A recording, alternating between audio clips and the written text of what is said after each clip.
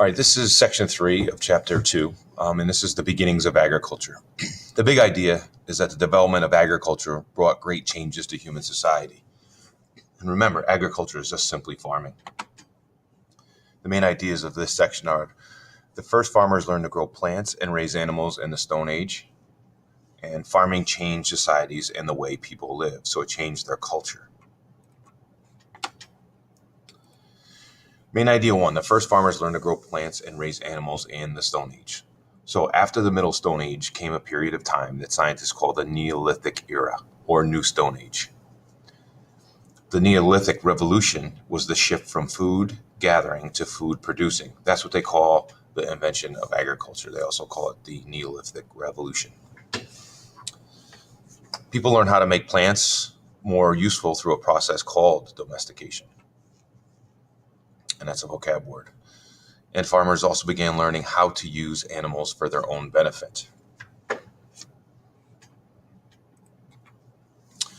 During the New Stone Age, it began as early as 10,000 years ago in Southwest Asia.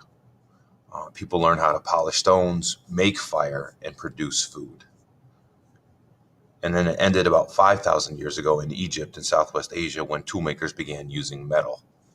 So the end of the Stone Age is when they start using metal, which makes sense because they stopped using stone for tools for the basic stuff, and they begin to use metal. Domestication. Again, this is a process of changing plants or animals to make them more useful to humans. Again, that is one of your vocabulary words. People learned they could plant seeds and grow their own crops. People learned to plant the biggest and sweetest crops for the better yields. Better yields mean, more crops, a better harvest for them so they could have more food. And the domestication of plants led to the development of agriculture, which is farming. And as I've talked to you in class about, when people came from hunters and gatherers and then were now able to farm, this changed the way they lived because now they didn't need to be nomadic. They didn't need to move around a lot. They could now stay in one place and begin to settle, and communities and societies formed because of that. Animals. Hunters didn't need to follow wild animals once they learned how to keep and use animals. Sheep and goats were used for milk, food, and wool. Larger animals were used to help with farming, plowing and things like that. And learning to use animals to help with farming increased people's chances of surviving.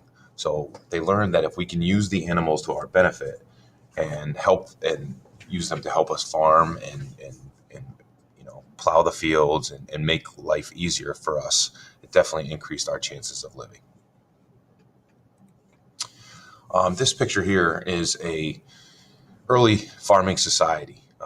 This is the village of Catalhuyuk in modern Turkey. It's one of the earliest farming villages that was ever discovered. It was around 8,000 years ago. The village was home to about 5,000 to 6,000 people living in more than 1,000 houses. Villagers farmed, hunted, and fished, traded with distant lands, and worshiped gods in special shrines. So you can see part of their village here. They have their fields out here where their wheat, barley, and peas were some of the main crops grown outside the village.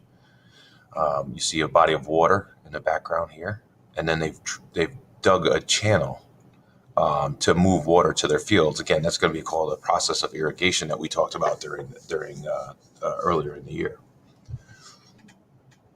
And this next picture is just a continuation of that. Okay, again, here you see their village. Houses were made of wood covered with mud. Since they didn't have doors, people entered on ladders to the rooftops, and you can see those here, these ladders. Inside their houses, villagers made the earliest known wooden bowls and cups and pottery and mirrors. And some houses were built as shrines and had small statues of goddesses and large sculpted bull's heads. And again, these when you start to see the first settlements beginning because of the agricultural revolution or the Neolithic revolution. They started to learn how to plant crops, so they're able to settle. Main idea 2 is that farming changed societies and the way people lived. More certain survival. People could focus on activities other than finding food. When they hunted, that's all they had to do. They had to hunt until they found food, and hunting's not an easy easy chore for them to do. So when they knew they had food through growing crops, they could focus on other activities. People would start to make pottery and bowls and things for that. People could start to make houses. So it gave them more freedom to do some other things. Domestication of plants and animals led to the use of fibers to make clothes. So they're able to make clothes from plants and animals. And permanent settlements. Domestication led to the need to stay in one place. Farming communities grew into towns. Religion starts to kind of pop up. As the populations grew, groups of people gathered to perform religious ceremonies. Some put up megaliths. Remember, megaliths are huge stones used as monuments or as the site for religious ceremonies. And the early people probably believed in gods and goddesses with the four elements being air, water, fire, and earth. So as you can see, the Neolithic revolution, the fact that they could now plant crops, totally changed the way that they lived. It changed their culture and their way of life. They no longer were nomadic, where they were moving around so much, to now they were starting to settle down, and groups of people, and then eventually towns and communities were formed.